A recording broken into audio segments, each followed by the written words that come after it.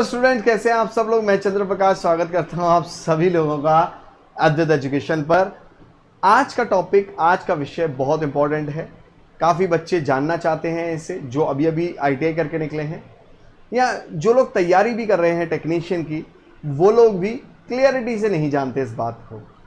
और जो लोग क्लियरिटी से नहीं जानते, पूरा वीडियो देखिएगा, आपको पता चलेगा ऐसी जानकारी इसके अंदर जो आपको शायद हो सकता है बेनिफिट कर जाए।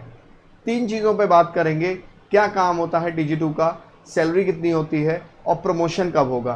तो ये जो प्रमोशन कब होगा वाली बात है, ये सबको जानना ज़रूरी है। लाइक करिएगा, शेयर करिएगा, जानकारी अच्छी लगे तो, प्रॉब्लम हो तो कमेंट भी करिएगा। बात करते हैं यूपीपीसीएल में TG2 क्या काम करता है। तो क्या बात हम यहाँ पे यूपीपीसीएल की करेंगे, क्या बाकी के स्टेट्स के टेक्नीशियन की नहीं करेंगे? करेंगे। याद रखिए, जितना काम यूपीपीसीएल में टेक्नीशियन का होता है, लगभग समानता ही रहती है काम में, बहुत ज़्यादा डिफरेंस नहीं होता। 80-90% काम सेम ही रहेगा। तो अगर आप किसी अदर स्टेट से हैं तो आपको ये जानकारी देखनी चाहिए, क्योंकि लगभग समान ही काम होता है। अब देखिए, टेक्नीशियन का काम सबस्टेशन के अंदर भी होता है और उसके बाहर भी होता है। ये सबस्टेशन आप लोगों ने अमूमन देखा होगा, कभी किसी ने शायद ट्रेनिंग करी होगी तो अंदर से देखा होगा और किसी ने केवल बाहर से देखा होगा। अब सबस्टेशन के कुछ वर्क प्रोफाइल में या काम में कुछ काम है उसके, जैसे सबस्टेशन ऑपरेटर, सबस्टेशन परिचालक का काम जो एक टेक्नीशियन बंदा करता है। टेक्नीशियन एक पोस्ट है जो कि आईटीआई वाले बच्चे इसका पेपर देते हैं TG2 एग्जाम का, तब वो जाके टेक्नीशियन बनते हैं। और इसके लिए आपको आईटीआई इलेक्ट्रीशियन से, इलेक्ट्रिकल से या सीओई से या फिर आपका वायरमैन से करी हुई होनी चाहिए। जो ये सीओई ब्रांच थी, ये आज से 3-4 साल पहले चला करती थी और सरकार ने इसे बंद कर दिया है। तो मैं बता रहा था कि एक काम टेक्नीशियन का TG2 का सबस्टेशन ऑपरेटर है, सबस्टेशन परिचालक, जिसमें वो बंदा सबस्टेशन पे बैठा रहता है और उसका काम होता है लॉग बुक में एंट्री करना। अगर आप देखें, कुछ इस तरीके का सबस्टेशन के अंदर फीडर भी लगे हुए होते हैं, ये सब रिलेज होती हैं, फीडर होता है, ठीक है। सबस्टेशन ऑपरेटर इसी ऑफिस के अंदर बैठता है जिसे हम लोग कंट्रोल रूम बोलते हैं, और यहाँ पे ये सारे फीडर लगे हुए रहते हैं। फीडर बेसिकली क्या होता है, एक स्विचिंग का जरिया होता है, मतलब कि एक तरीके का स्विच होता है। ये अपने आप में एक तरीके के स्विच, मान लीजिए एक ढक्कन खोलेंगे, एक दरवाजा खोलेंगे तो यहाँ पर हैंडल लगा होगा, हमें इसे ट्रिप भी कर सकते हैं, मतलब ऑफ भी कर सकते हैं या ऑन भी कर सकते हैं। ऐसे कई सारे फीडर आप लोग यहाँ पर देख पा रहे हैं, ठीक है, जिसे ओपन करके हम लोग ट्रिप कर सकते हैं, ओपन करके ट्रिप कर सकते हैं। तो बेसिकली सबस्टेशन का ये कंट्रोल रूम है, यहाँ पर SSO बैठता है, सबस्टेशन परिचालक बैठता है, और वो किसी भी एरिया की लाइट को स्विच ऑन या ऑफ करता है।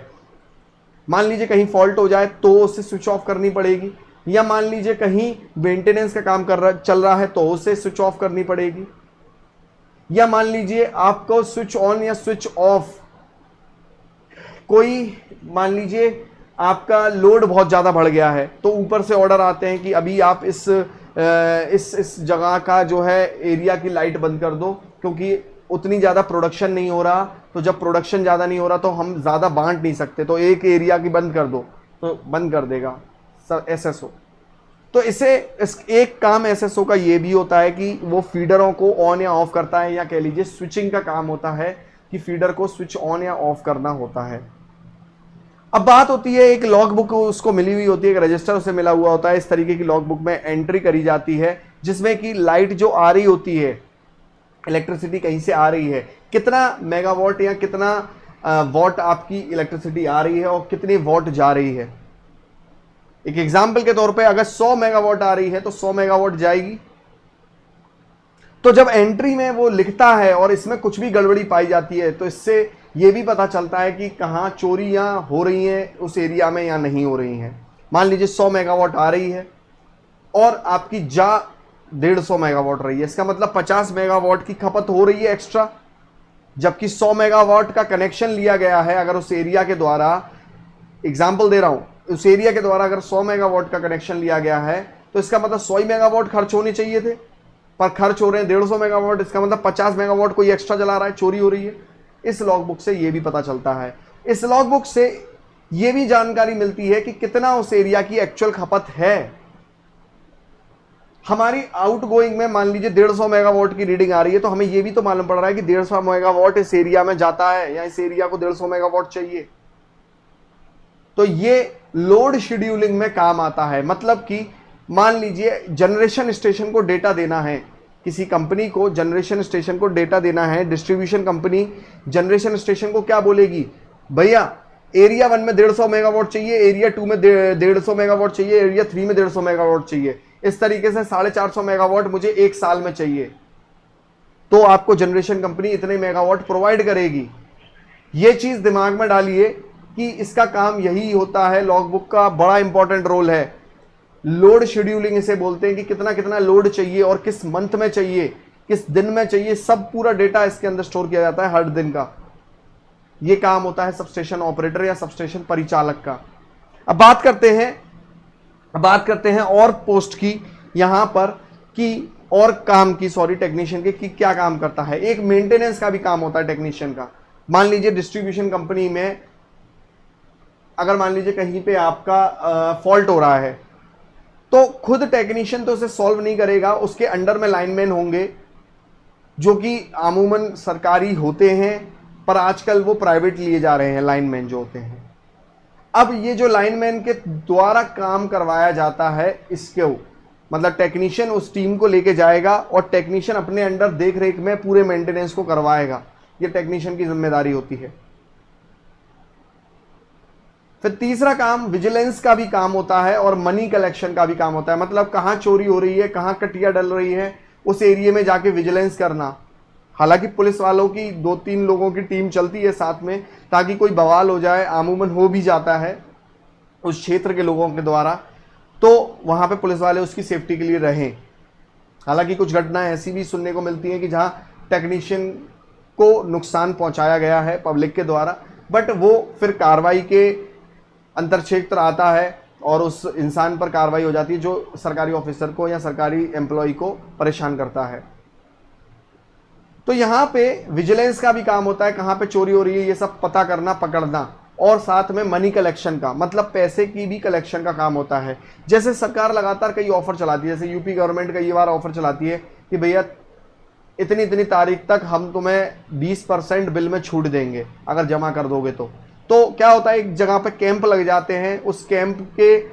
उस कैंप में हालांकि प्राइवेट बंदों को ही आमूमन बिठाला जाता है, पर उस टीम को लीड कर रहा होता है एक टेक्नीशियन, और उस टेक्नीशियन की टीम को लीड कर रहा होता है जेई, कि भैया इतना पैसा कलेक्ट होना है हर हाल में, चाहे तुम घर घर जाके बोलो इतना पैसा कलेक्ट होना है। कैंप लग जाता है पूरे गांव के बाहर में कि इतना पैसा कलेक्ट होना है, ये दबाव रहता है ऊपर से डिपार्टमेंट पे, तो उस टीम को टेक्नीशियन कभी कभी लीड कर देता है। तो ये कुछ काम थे जो आपको टेक्नीशियन एग्जाम जब क्लियर करेंगे आप, तो ये सब करने पड़ते हैं।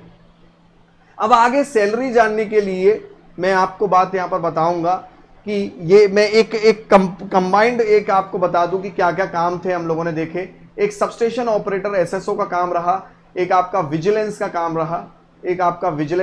रहा, मतलब कि चेकिंग का काम रहा, फिर आपका मेंटेनेंस का काम रहा कि आपको मेंटेनेंस कर रहा है, ठीक है, और मनी कलेक्शन का काम रहा। ये सब इसके काम है, मनी कलेक्शन का काम रहा, ये सब इसके काम है एक टेक्नीशियन के। अब बात करते हैं, आप जब टेक्नीशियन एग्जाम निकालेंगे तभी तो टेक्नीशियन बन पाएंगे।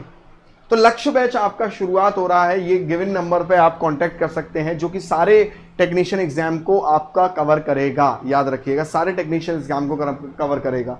अब वो चाहे आप मेंटेनर नाम से कभी डीएमआरसी और लखनऊ मेट्रो में जो पोस्ट निकलती है वो दे रहे हो, चाहे आईटीआई इंस्ट्रक्टर दे रहे हो, एएलपी दे रहे हो, टेक्नीशियन दे रहे हो, या यूपीपीसीएल का टेक्नीशियन दे रहे हो, या राजस्थान टेक्नीशियन दे रहे हो, तो आपका 1 तारीख से बैच नया शुरू हो रहा है। 2 साल की वैलिडिटी है। कोई भी प्रॉब्लम आए आप लोग बोल सकते हैं कमेंट बॉक्स में। जानने के लिए अधिक जानकारी के लिए आप लोग इस कॉल पर कॉल भी कर सकते हैं, इस नंबर पे कॉल भी कर सकते हैं। ये पूरी की पूरी टीम है जो कि आप लोग देख सकते हैं। दास सर हमारे एचओडी हैं, ठीक है, उनके गाइडेंस में हम 4 फैकल्टीज़ हैं और भी पूरे टीम मेंबर्स हैं जो आपको हम लोग कोर्स में डील आउट करेंगे। अब आगे बात करते हैं प्रमोशन कब होगा। प्रमोशन याद रखिए, एक टेक्नीशियन बंदे का प्रमोशन की बात करें और सैलरी कितनी है, तो सैलरी बेसिकली रूरल और अर्बन क्षेत्र के हिसाब से अलग अलग होती है। मतलब ग्रामीण क्षेत्र की अलग होती है, शहरी क्षेत्र की अलग होती है। तो 33,400 33,500 तक लगभग ये आपको मिल जाती है एक शहरी क्षेत्र में। और मैं अगर रेंज की बात करूं, और 500-600 हज़ार रुपए कम मिलती है ग्रामीण क्षेत्र में। ठीक है, तो अमूमन मैं कंक्लूड करूं तो सैलरी 32 से 34 हज़ार के बीच में एक टेक्नीशियन की यूपीपीसीएल की होती है। हालांकि अदर स्टेट्स की बात करूंगा तो इसमें थोड़ा सा अंतर आ जाता है। राजस्थान में ये सैलरी बहुत ही कम होती है और स्टार्टिंग के 2 साल में आप परमानेंट भी नहीं होते, और उन 2 सालों में आपकी सैलरी केवल और केवल ट्रेनिंग पीरियड जैसी मानी गई है। या उस सरकार ने, राजस्थान सरकार ने ये कहा गया है कि 2 साल तक आप ट्रेनिंग पीरियड में हैं तो लगभग आपकी सैलरी 18,000 ही समथिंग होती है। फिर उसके बाद में आप परमानेंट होते हो तब आपकी मेन सैलरी बनती है। बट सबसे ज़्यादा आपका जो सैलरी हाई है पहले दिन से बता रहा हूँ, हाँ, हालांकि सैलरी बुरी नहीं है, बिहार पावर में भी सैलरी बहुत अच्छी है, बीएसपीसीएल में। ठीक है, बट हाँ, पहले दिन से जो सैलरी ज़्यादा है, रुतबा है, वो यूपीपीसीएल के टेक्नीशियन का ज़्यादा ही होता है। प्रमोशन की बात करूँ तो 6 से 8 साल में प्रमोशन शुरू हो जाते हैं, जो कि मैक्स टू मैक्स 10 साल लेते हैं। मतलब कि आपकी लिस्ट निकलती है, उसमें जिसने पहले ज्वाइन किया होता है उसके हिसाब से वरीयता मिलती है, उसके हिसाब से सूची बनती है। अब मान लीजिए कि 1 साल में जेई प्रमोट होने हैं 100, तो देखा जाएगा कि सूची बनी मान लो 500 लोगों की, तो इसमें जिन 100 लोगों ने सबसे पहले ज्वाइन किया होगा उनको प्रमोशन मिल जाएगा उसी साल। ऐसे ही अब मान लीजिए जो बाकी के बच्चे रह गए, अब अगले साल वैकेंसी में वो लोग लागू होंगे, तो जब अगले साल वैकेंसी आएगी तो फिर उनका नाम ऊपर आ जाएगा सूची में। इस तरीके से 10 साल तक में वो जेई प्रमोट हो जाते हैं। और अगर आपने डिप्लोमा पहले कर रखा है, मैं इसी बात का जिक्र कर रहा था शुरुआत में, कहा भी था मैंने कि आप लोग ध्यान से सुनिएगा, अगर आपने डिप्लोमा किया हुआ है तो आपको वरीयता और भी जल्दी मिलेगी, 5 साल में ही आपका प्रमोशन शुरू हो जाएगा। याद रखिए, आप अगर आज की डेट में टेक्नीशियन की तैयारी कर रहे हैं और अगर आपने डिप्लोमा नहीं किया है तो मैं आपको सलाह दूंगा कि टेक्नीशियन के एग्जाम की तैयारी के साथ साथ डिप्लोमा कर लीजिए।